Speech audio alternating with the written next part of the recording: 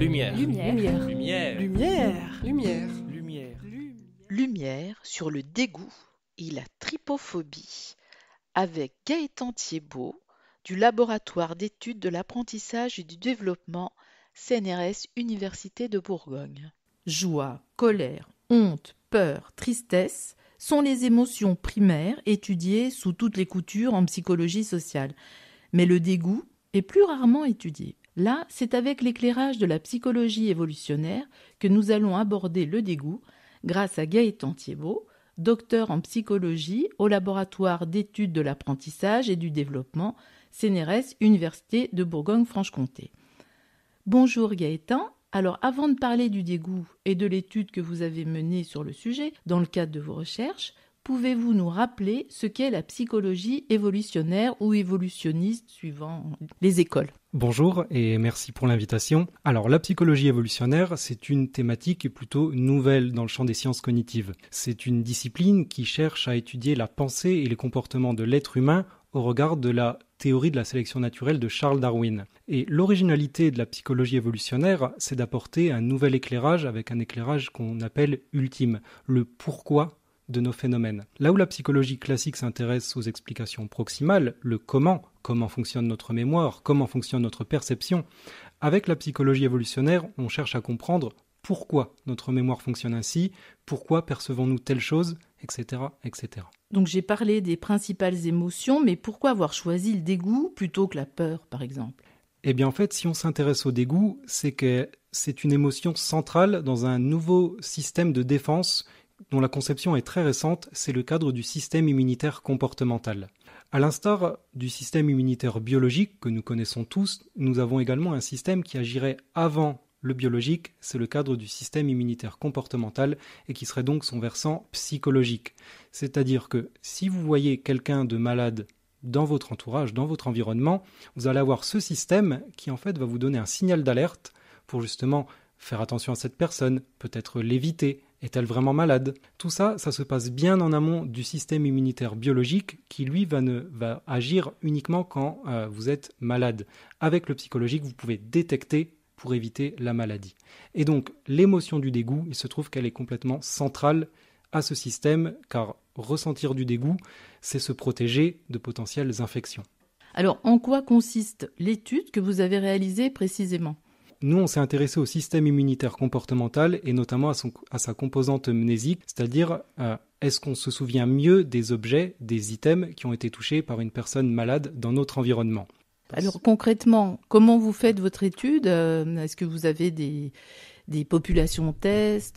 Alors nous, on a travaillé notamment chez l'adulte en bonne santé et concrètement, ce qu'on a fait sur différentes études, c'est qu'on leur présentait des visages associés à des objets, et donc soit ces visages étaient en bonne santé, ou alors ils étaient malades et porteurs de stigmates. Et après un certain temps d'interférence, on appelle ça comme ça, on demande aux participants de rappeler un maximum d'objets dont ils se souviennent avoir vu précédemment. Et ce qu'on observe nous, c'est que les objets qui ont été encodés avec des visages malades, porteurs de stigmates, sont bien mieux rappelés que ceux qui ont été en contact de personnes en bonne santé, et c'est ce qu'on appelle l'effet contamination en mémoire. D'accord, et ça, disons que c'est notre mémoire ancestrale, mais voilà, c'est là où la psychologie évolutionnaire intervient en fait. Exactement, en fait c'est ce qu'on appelle la mémoire adaptative. Et en fait cette mémoire, elle repose sur des arguments comme l'effet survie, l'effet animé, mais plus récemment l'effet contamination. En fait, selon cette conception de la mémoire, notre mémoire aurait évolué pour répondre à des besoins très sélectifs. En tout cas, les choses qui nous ont menacés dans le passé ont un impact aujourd'hui en mémoire. Par exemple, trouver de l'eau, trouver de la nourriture, ça a un impact bien évident. Mais aussi éviter les maladies. Et si on considère qu'éviter les maladies est quelque chose d'essentiel, c'est parce que les pathogènes sont responsables du plus grand nombre de morts sur l'ensemble de notre histoire évolutive, plus que toutes les autres causes réunies, que ce soit des guerres, des désastres naturels, des accidents. Tout ça mis ensemble fait quand même moins de morts que les pathogènes. C'est pourquoi on la considère aujourd'hui comme la pression sélective la plus importante pour notre espèce. Donc, quelles sont précisément les conclusions de cette étude ? Eh bien, si on doit émettre quelques conclusions, en tout cas provisoires, puisque les travaux sont très récents sur l'effet contamination. La première étude date de 2015, répliquée en 2017, et actuellement il y a très peu d'équipes de chercheurs qui se sont intéressées à cet effet. Mais à l'heure actuelle, si on devait émettre quelques conclusions, eh bien ce qui compte dans l'effet contamination, c'est le risque réel de contamination. Pour donner une expérience concrète, donc des visages malades ou des visages en bonne santé ont été associés à des objets, et quand on explique aux participants que ces visages sont réellement malades, ils se souviennent de bien plus d'objets. En revanche, si on utilise le même cadre avec les mêmes visages, mais on explique que cette fois les personnes ne sont plus malades, ce sont des personnes maquillées pour une série médicale, type Grey's Anatomy, là on n'observe plus aucun effet contamination en mémoire, les participants ne se souviennent pas mieux des objets alors que ce sont les mêmes associations. Sur quel sujet allez-vous travailler maintenant ou avez-vous déjà commencé à travailler ? Alors, à vrai dire, on s'est intéressé à une phobie plutôt nouvelle qui est très peu connue du grand public. Il s'agit de la trypophobie, littéralement la peur des trous. Et si on s'est intéressé à cette phobie, c'est car en fait on peut la relier au système immunitaire comportemental et notamment au dégoût pathogénique. En fait, la trypophobie, elle est très peu connue, mais pourtant elle va toucher une grande partie de la population, en tout cas une portion non négligeable. Il n'existe pas de chiffres officiels actuellement. À vrai dire, elle n'est même pas considérée comme une véritable phobie dans le manuel diagnostique des troubles mentaux. Mais elle toucherait environ 1 personne sur 7, ce qui est quand même non négligeable. Et à vrai dire, la première étude scientifique qui s'est intéressée à la trypophobie, elle est récente, elle date de 2013. Donc il s'agit de la trypophobie, la peur des trous, qu'on peut aujourd'hui expliquer grâce au dégoût pathogénique. Est-ce que cela a à voir avec la peur du vide ou c'est complètement autre chose ? Des trous, c'est des trous dans le sol, des trous dans les murs, c'est des trous sur les vêtements ? Alors justement, non, ça n'a rien à voir avec la peur des hauteurs, la peur du vide ou du vertige, ou dans ce sens. Non, en fait, ce qu'on a remarqué, c'est que on va appeler ça les clusters, donc ces amas de trous qu'on va retrouver sur différentes surfaces. On peut les trouver sur tout un tas d'items. Ça peut être une ruche d'abeilles, une tête de fleur de lotus, des vêtements à pois. Ça peut être vraiment même des choses très inoffensives et ça va déclencher des réactions parfois très fortes chez les personnes, allant de la simple nausée jusqu'à l'état panique, de l'anxiété, des vomissements, la chair de poule. Vraiment, les réactions physiologiques sont très fortes. Et en fait, pour expliquer la trypophobie, les psychologues évolutionnaires ont 2 hypothèses. Donc une première hypothèse qui est un petit peu moins étudiée, mais qui est reliée aux animaux dangereux, et surtout aux animaux venimeux. Car sur les 10 animaux les plus venimeux de la planète, en fait, les 10 espèces possèdent ce cluster trypophobique à la surface de leur peau. La deuxième hypothèse, et celle qui m'intéresse plus particulièrement, c'est celle des maladies de peau contagieuses. Car ce qu'on observe, c'est que sur les 25 maladies les plus mortelles pour l'homme, 23 en affichaient des stigmates sur la peau et notamment sur les visages, dont ces fameux clusters trypophobiques. On peut citer la lèpre, la variole, le typhus, tout ça laissait des clusters.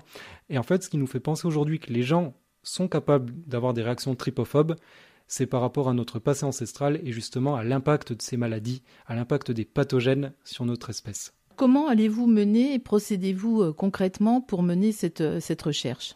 À l'heure actuelle, dans la mesure où il n'y a pas énormément d'études sur la trypophobie, on est en train de chercher les principaux déterminants, les principaux prédicteurs dans la trypophobie. Et les premiers résultats qu'on a obtenus nous montrent que le dégoût pathogénique serait un excellent prédicteur de la trypophobie, dans le sens où plus la personne va ressentir du dégoût pathogénique, plus elle va ressentir de l'aversion aux germes et plus elle va avoir de chances d'être trypophobe, justement. Ça, c'est une première étude qu'on a menée.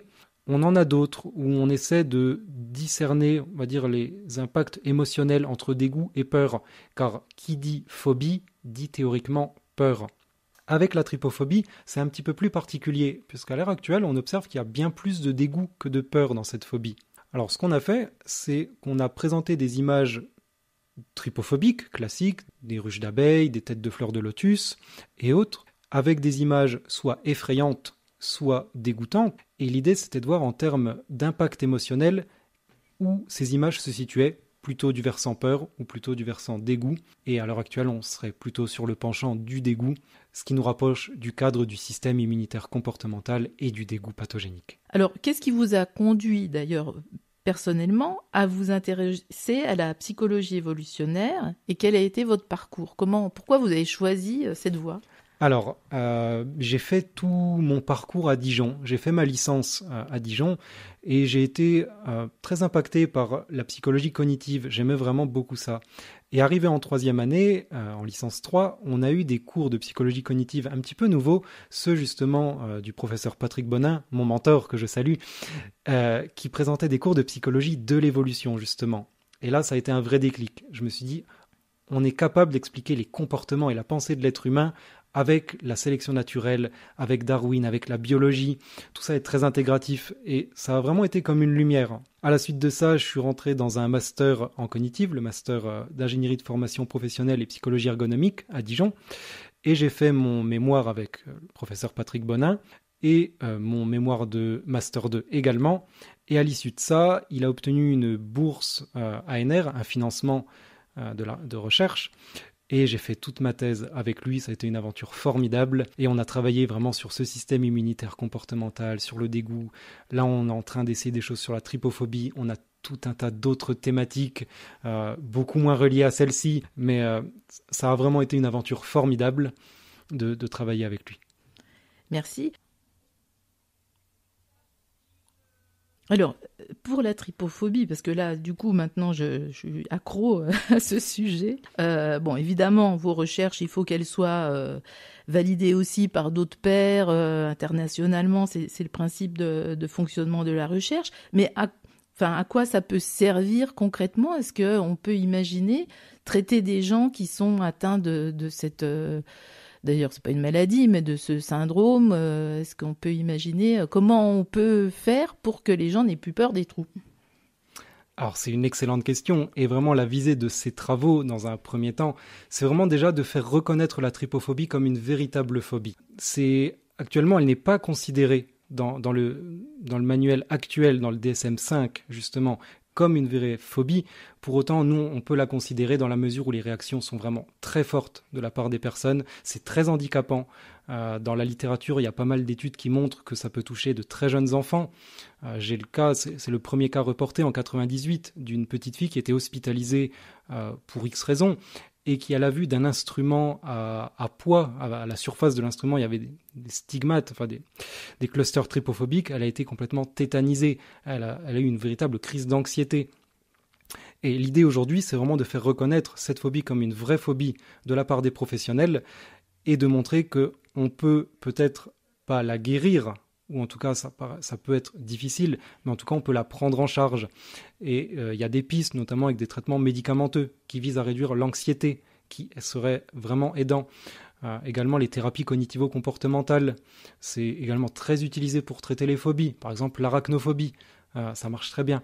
Avec la trypophobie, il y a des données qui vont dans ce sens et qui montrent qu'on peut vraiment aider les personnes, on peut les prendre en charge et surtout réduire leur anxiété au quotidien. Est-ce que, pour qu'on comprenne mieux, est-ce que vous pouvez nous donner un exemple? Je sais que ce n'est pas votre spécialité, donc on ne va pas rentrer dans les choses très médicales, mais juste comment ça fonctionne, une thérapie cognitivo-comportementale? Eh bien, on peut imaginer par exemple une thérapie par exposition pour aider la personne à réduire sa phobie ou son anxiété. Et j'ai le cadre d'une étude très intéressante sur l'arachnophobie, une autre phobie qui est elle aussi très reliée au dégoût et à la peur évidemment. Où par exemple les participants utilisaient une application au quotidien, donc une application qui s'appelle Phobis, je crois, et qui présentait une araignée en réalité augmentée sur la surface de la peau des participants. Et l'idée, c'était pendant un mois d'avoir cette utilisation quotidienne justement de l'application et un autre groupe, arachnophobe lui aussi, qui n'utilisait pas une telle application pendant tout le temps donné.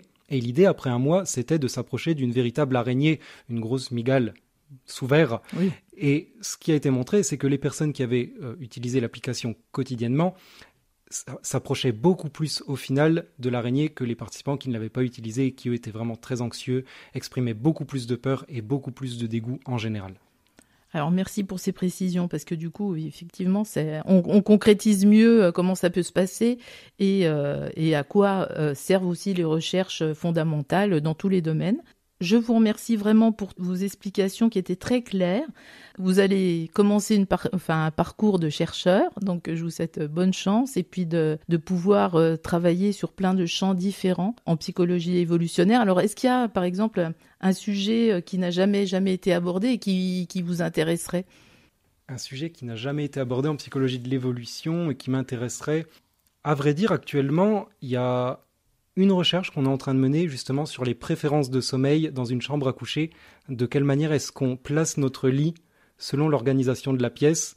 Et en fait, les résultats qu'on a obtenus montrent que justement, on aurait tendance à maximiser la distance entre le lit et la porte, tout simplement comme un système de protection. Et ce genre de données, en fait, on les obtient très bien chez les animaux, hein. Chez les chimpanzés, chez les babouins, eux aussi vont avoir ces systèmes de dormir par exemple en hauteur pour se protéger durant le sommeil. Et à l'heure actuelle, il n'existe qu'une seule étude qui a étudié ça chez l'homme. Et nous, on a essayé de répliquer et d'aller plus loin, et on est en train d'essayer de publier ces données. C'est super intéressant parce que ça peut ouvrir plein de champs possibles pour les architectes, pour l'organisation aussi de notre quotidien. Enfin, on va suivre de près vos recherches. Merci beaucoup, à bientôt. Et merci de m'avoir invité. C'était Lumière sur le dégoût, la trypophobie et autres sujets de psychologie évolutionnaire avec Gaëtan Thiebaud du LEAD, CNRS Université de Bourgogne.